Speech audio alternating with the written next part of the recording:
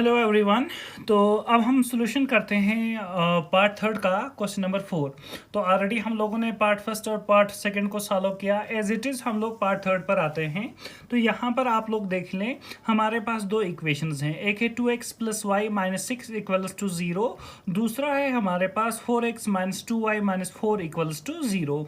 तो यहाँ पर अगर हम लोग देखें सॉल्यूशन में, तो हम बता सकते हैं हमारा a1 है 2, वेरी गुड। हमारा b1 है कोफिशिएंट ऑफ y, वो कितना है 1, और c1 हमारे पास है -6 पहली वाली इक्वेशन में, ठीक है ना। a1 b1 और c1, और इसी के बाद हम लोग लिखेंगे a2 हमारे पास आ गया 4, b2 हमारे पास कितना आया coefficient of y, that is -2, और c2 हमारे पास है -4, ठीक है। इसके बाद हम लोग क्या करेंगे, इसके बाद हम लोग रेशो देख लेते हैं। तो यहाँ पर आएगा a1 / a2 = तो वो हुआ 2 / 4। तो यहाँ मैं कर सकता हूँ 2 1 = 2, 2 2 = 4, तो आंसर विल बी 1/2। इसी के बाद हम लोग सेकंड करते हैं b1 / b2। तो हमारे पास आंसर आ रहा है 1 / -2, और इसके बाद हम करते हैं c1 / c2 = -6 / -4, minus and minus will get cancel, 2 2 = 4 and 2 3 = 6, तो आंसर विल बी 3/2। तो हमारे पास a1 / a2, b1 / b2 and c1 / c2 आ गया। तो आप लोग देखें, क्या a1 / a2 हमारे पास 1/2 है, इक्वल है b1 / b2, यानी कि 1 / -2 के, तो ये नहीं होता। तो मैं लिख सकता हूँ कि a1 / a2 is not equal to b1 / b2। तो अगर ऐसी कंडीशन आ जाए तो हम लोग क्या बोलेंगे कि इसका सॉल्यूशन कौन सा होगा, यूनिक, और होंगी कंसिस्टेंट इक्वेशंस। तो मैं लिख सकता हूं therefore given equations are consistent and have unique solution, ठीक है ना। इसके बाद वो सॉल्यूशन हमें ग्राफिकली दिखाना है, तो ग्राफिकली दिखा देंगे हम लोग। इसके लिए हम लोग टेबल 2 बना देते हैं ग्राफ को प्लॉट करने के लिए। तो मैंने ये एक टेबल बना दिया। यहाँ पर हम x का वैल्यू ले लेंगे और यहाँ पर y का, ठीक है, ये दो वैल्यूज़ लेंगे। इसी तरह हम लोग यहाँ पर x और y का वैल्यू लेंगे। ये हमारे पास x का वैल्यू और एक y का वैल्यू, और उसके बाद हमारे पास गिवन इक्वेशंस हम लोग देख लेते हैं। पहली इक्वेशन है हमारे पास 2x + y - 6 = 0। दूसरी इक्वेशन है हमारे पास 4x - 2y - 4 = 0। तो अब आप लोग इसको यहाँ से मैं ले लेता हूँ, रफ वर्क यूज़ करूँगा यहाँ से। तो हमारे पास है पहली इक्वेशन 2x + y - 6 = 0, ठीक है ना। इसके बाद अगर हम लोग सारी टर्म्स को राइट हैंड साइड में शिफ्ट करें तो क्या बनेगा, y = 6 गया यहाँ तो बनेगा +6, और 2x वहाँ जाएगा तो बनेगा -2x। अब आप लोग x का वैल्यू दे दें। देखिए y = अगर मैं x का वैल्यू यहाँ से 3 देता हूँ, ठीक है ना, तो बनेगा 2 3 = 6, तो 6 - 6 बनेगा, 6 - 6 कितना हुआ 0। तो जब मैंने x का वैल्यू कितना रखा 3, y हमारा आ गया 0। तो मैं लिख देता हूँ यहाँ पर x का वैल्यू 3, y आ गया 0। अब देखिए दूसरा वैल्यू हम लोग क्या कर सकते हैं, आपकी मर्जी है, जो वैल्यू आप देना चाहें वो वैल्यू दे सकते हैं। तो यहाँ से सपोज मैंने यहाँ पर x का वैल्यू 1 रखा, ठीक है, मैं लिख सकता हूँ y = फॉर x = 1, x का वैल्यू 1 दे दें तो कितना बनेगा 6 - 2 × 1, तो वो हुआ 6 - 2 1 = 2, तो 6 - 2 कितना हुआ हमारा 4। तो जब मैंने x का वैल्यू 1 रखा तो y आ गया हमारा 4। इसी तरह आप लोग इस वाली इक्वेशन में जाएं तो हमारे पास है 4x - 2y - 4 = 0, ठीक है ना, ये वाला।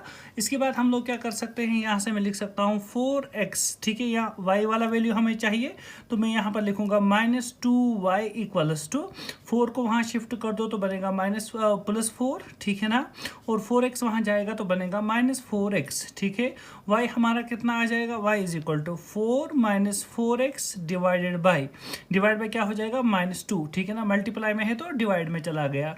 इसके बाद आप लोग x का वैल्यू दे दें। सपोज मैंने x का वैल्यू दे दिया यहाँ पर 1, कितना दिया 1, तो y कितना आ जाएगा, देखिए ये बनेगा 4 - 4 1 से कितना हुआ 4 डिवाइड बाय -2, तो 4 - 4 हुआ 0 डिवाइड बाय -2, तो आंसर विल बी 0।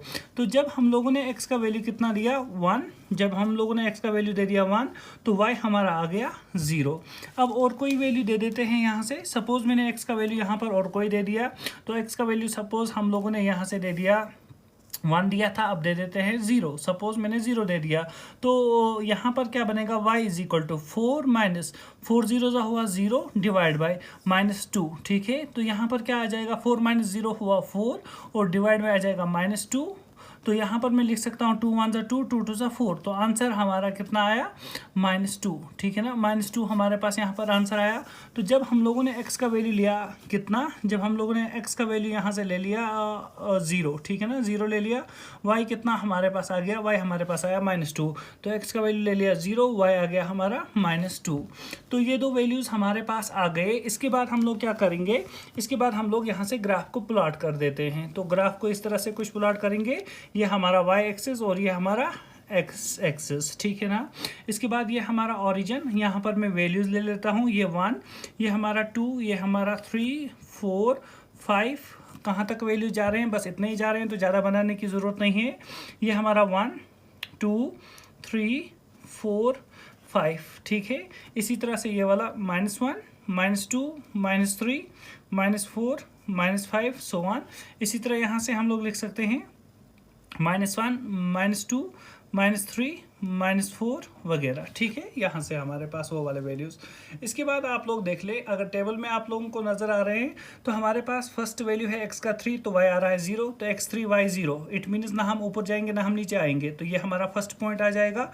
दूसरा पॉइंट है, अगर x होगा 1 तो y आएगा 4, x से 1 हमारा, तो y कहाँ आ रहा है 4 ऊपर, तो ये वाला, ठीक है, ये हमारा दूसरा पॉइंट। तो कोऑर्डिनेट्स लिख देते हैं हम लोग यहाँ से। तो जब हमारा x3 था, y आया था 0, तो यहाँ से मैं लिख देता हूँ कि जब हमारा x1 था तो y आया था 4, ठीक है। ये हमारे पास पॉइंट्स बन गए। इसके बाद दूसरा पॉइंट जो हमारे पास दूसरे टेबल में है, तो हमारे पास क्या आया, एक तो है, या तो आप लोग काम कर दें, यहाँ पर पहले इसकी लाइन को बना दें। तो इसकी लाइन को हम लोग कैसे बना सकते हैं, यहाँ से मैंने एक लाइन को ड्रॉप कर दिया, देखिए ये हमारे पास इसकी लाइन आ गई। इस तरह से आप लोग स्केल का यूज़ करें और लाइन बना दें, तो ये हमारे पास एक लाइन आ गई। इसके बाद हम लोग क्या करेंगे, x का वैल्यू 1 और y का वैल्यू 0, x का वैल्यू 1 और y का वैल्यू 0, ना ऊपर जाएंगे ना नीचे, तो ये हमारा फर्स्ट पॉइंट आ रहा है, ठीक है। और दूसरा पॉइंट हम लोग देख लेते हैं। तो जब हमारा x होगा 0, तो x है यहाँ पर 0, y कितना है -2, तो y -2 यहाँ पर होता है, ठीक है। तो ये हमारे पास दूसरा वैल्यू आ रहा है। तो मैं यहाँ पर लिख देता हूँ, इसके कोऑर्डिनेट्स कितने आ गए हमारे, इसके कोऑर्डिनेट्स में लिख देता हूँ, दैट इज़ 1 0, और ये आया हमारे पास ये वाला 0 -2। तो इसके बाद इसकी लाइन बना दें यहाँ से। तो लाइन इसकी किस तरह से बनेगी, आप लोग यहाँ से देख सकते हैं। इसकी लाइन को मैं बना देता हूँ यहाँ पर। तो ये कुछ लाइन हमारे पास इसकी बन रही है, ठीक है। आप लोग स्केल का यूज़ करें ताकि हमारे पास एग्जैक्ट आंसर आ जाए। तो इसके बाद आप लोग देख सकते हैं यहाँ पर इंटरसेक्ट कर रहे हैं। तो ये पॉइंट हमारा कौन सा है, तो इस पॉइंट को मार्क कर दें। तो उस वक्त हमारा y का वैल्यू 2 है और x का वैल्यू भी कितना आ रहा है 2। तो यहाँ पर मैं लिख सकता हूँ कि 2, 2 इन वाली लाइन इसका सोल्यूशन है। तो मैं लिख सकता हूँ therefore solution of given lines is कितना है 2, 2, इसीलिए यूनिक सोल्यूशन आया था। तो अब हम पार्ट 4 करते हैं यहाँ से। पार्ट 4 में हमारे पास अगर आप लोग देखें तो A1 हमारे पास है 2, B1 है हमारे पास -2, C1 है हमारे पास -2, ठीक है। इसी तरह हमारा A2 है 4, B2 हमारे पास है -4 और C2 हमारे पास है -5। इसके बाद आप क्या निकालेंगे, रेशो। तो A1 डिवाइड बाई A2 किसके इक्वल आएगा, 2 डिवाइड बाई 4, तो वो हुआ 2 1 2 2 2 4, तो इट मीन्स हमारे पास रेशो बन गया 1/2। इसी तरह से आप लोग निकालेंगे B1 डिवाइड बाई B2, तो किसके इक्वल आ रहा है, -2 divide by -4, minus and minus will get cancel, 2 1 2 2 2 4, ठीक है। तो आंसर आ रहा है 1/2।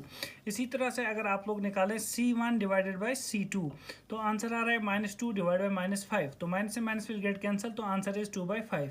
तो आप लोग देखिए A1 डिवाइड बाई A2 है 1/2, B1 डिवाइड बाई B2 है हमारा 1/2 और C1 डिवाइड बाई C2 है हमारे पास 2/5। तो मैं लिख सकता हूँ कि A1 divide by A2 is equal to B1 divide by B2 is not equal to है C1 डिवाइड बाई C2। तो ये जब केस हमारा आ जाता है तो इसमें हम लोग क्या बोलते हैं, तो हम बोलेंगे कि given equations are inconsistent, given equations are inconsistent. अगर इनकंसिस्टेंट होंगी तो सोल्यूशन फाइंड नहीं करना है, एक्चुअल में इसका कोई सोल्यूशन होता ही नहीं है। तो मैं लिख सकता हूँ and have no solution, and have no solution. तो आई होप आप लोगों को ये दोनों पार्ट्स समझ में आए होंगे।